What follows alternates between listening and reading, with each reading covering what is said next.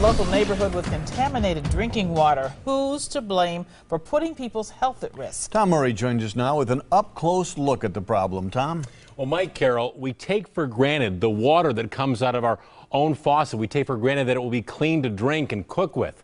But the drinking water is so bad at some homes near the Oak Creek power plant that the DNR is now telling neighbors it is not safe to drink, and no one is taking responsibility. At their Caledonia hobby farm, the Parkers have little choice when it comes to filling up the drinking troughs for the horses, even though the DNR says the water coming out of their well is not safe to drink. Somebody should be held responsible for it. Not far from the Parkers, Frank and Ann Mickna have a stunning Lake Michigan view. The land has been in their family for more than a century, but they too live near the Oak Creek power plant, and they too are told by the DNR their well water is contaminated. It scares me every day. The DNR took extensive samples late last fall, the beginning of a yet-to-be-completed investigation into where the contamination is coming from. At the Mickna home, the agency found high levels of boron, and the Micknas have been told boron can cause fertility problems. I have 13-year-old girls, and honestly, and that is the truth, I worry. I worry every day. Are they going to have fertility problems? Will they ever get a cancer? At the Parker home, tests revealed elevated levels of molybdenum, which can lead to hallucinations, stomach sickness, kidney disorders, and joint pain. The Wisconsin Sierra Club blasted We Energies 6 months ago when one of its huge landfills collapsed into Lake Michigan. And when it comes to well water, that same group says problems often arise near power plants. It's a shame that they need to be drinking bottled water. We all should have clean, safe drinking water. Now, the DNR says molybdenum could simply just be naturally high in this area.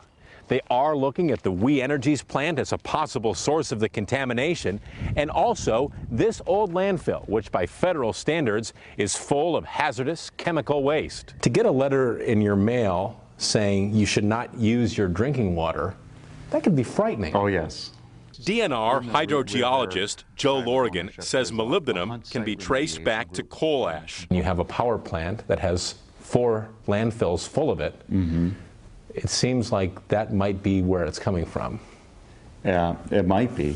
Still, the DNR has not yet determined the contamination source. Each month, Culligan visits the Micknas. Jugs of bottled water are delivered. It's drinkable water the Micknas need. And We Energies is actually paying for it. So is that an acknowledgement that We Energies is polluting the water? We Energies says not so fast. Is We Energies responsible for contaminating the water? We right now, the result that we got from our firm that we had hired to do an analysis was that there are 2 key factors that point to it not being from our facilities. We Energies says the groundwater flows away from the neighborhoods with the problems, and that molybdenum levels get higher as you go deeper into the ground, farther away from the plant. But neighbors don't buy it. We're still sitting here losing our property values. We can't drink our water.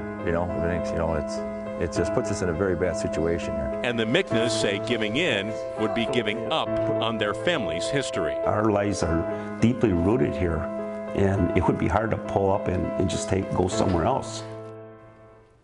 Now, We Energies says it only buys neighbors their water as part of a good neighbor agreement put in place when that plant was built. But the bottom line here is something needs to be done. The DNR is working on nailing down the source of the contamination, and we will stay on top of this. Now, if this report has inspired you to test your own drinking water, we put that information for you up on our website. We've also put this sheet up there. It is information from the state on this molybdenum that we've exposed here in our report tonight. You can understand why the neighbors are concerned. When might they get a definitive answer, if ever, to the cause of this? Well, hopefully right around the corner. The DNR says that they should be getting some of their data back this month. They're going to evaluate that and hopefully have an answer by the end of the summer. Yeah, they deserve some answers. Tom, thank you very much for that investigation.